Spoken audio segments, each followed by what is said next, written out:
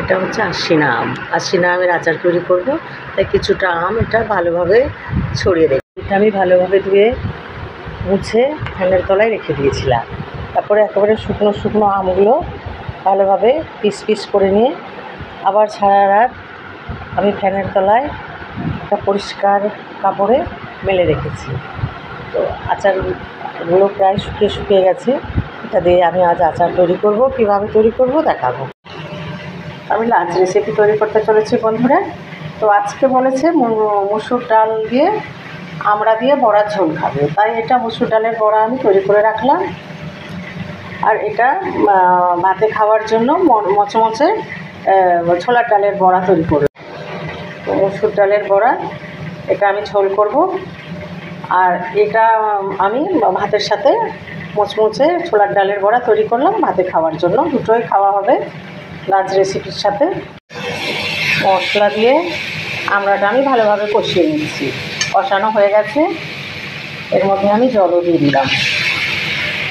তো বেশ অনেকটাই আমি জল দিয়েছি, কেন বড়ার ঝোল বন্ধুরা নলে টেনে নেবে। বড়ার মধ্যে আমি অনেকটাই ঝোল দিয়েছি। এটা ফুটে উঠলে আমি বড়াগুলো দিয়ে দেবো। রাতের জন্য তৈরি করছি একটু কাবলি চানা। কাবলি চানা আমার পুরো হয়ে গেছে। এর মধ্যে আমি পনির দেবো। পনিরটাও ভাজা ভাজা করে রেখেছি। তো বন্ধুরা বড়ার ঝোল ফুটছে, এর মধ্যে আমি বড়াগুলো দিয়ে দিলাম।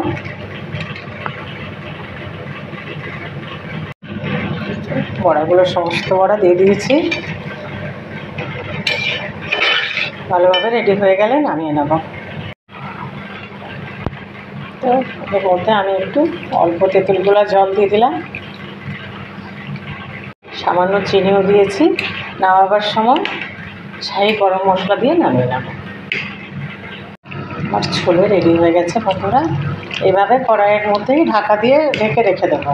খাওয়ার সময় গরম করে আবার পরিবেশন করব। ডালের বড়ার ঝোল রেডি হয়ে গেছে। এইভাবে কড়াইয়ের মধ্যেই রেখে দেবো। এখান থেকে তুলে তুলে পরিবেশন করব। একটু হালকা আছে ঢেকে রেখে দেব। বড়ার ঝোল রেডি হয়ে গেছে।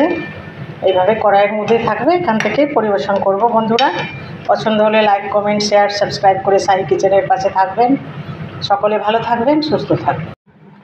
এই আমগুলো রোদে শুকোতে দিয়েছিলাম, রোদ থেকে তুলে এনে আবার ঘরে ফ্যানের নিচে রেখে দিলাম।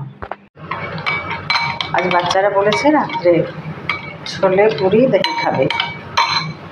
আমি দইয়ের সাজিটা কিছুটা নিয়ে ভালোভাবে পাত্রের মধ্যে ঘেঁটে নিলাম। এর মধ্যে আমি ফুটানো দুধ ঠান্ডা করে আর এর মধ্যে আমি দিয়ে দিলাম। আরও কিছুটা দুধ দিয়ে দিলাম। বেশ অনেকটাই দুধ আমি এর মধ্যে দিয়ে দই বসিয়ে দিলাম বন্ধুরা।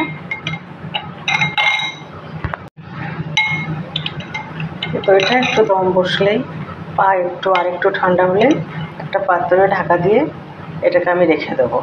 দই জমে গেলে তারপরে আমি আবার শেয়ার করব। আমি আগেও বলেছিলাম বন্ধুরা, দই জমিয়ে দিয়েছি। দই জমে গেছে। এখান থেকে দই আমি কেটে কেটে সবার পাতে পাতে দিয়ে দেবো। কিছুটা কচুরি আর এই কিছুটা রসকদম বানানো হয়েছে, তাই শেয়ার করলাম আপনাদের সাথে।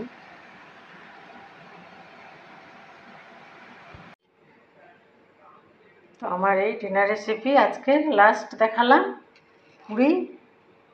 এই পুরি বানিয়েছি বন্ধুরা, সাথে আছে ছোলে আর আছে রসকদম্ব।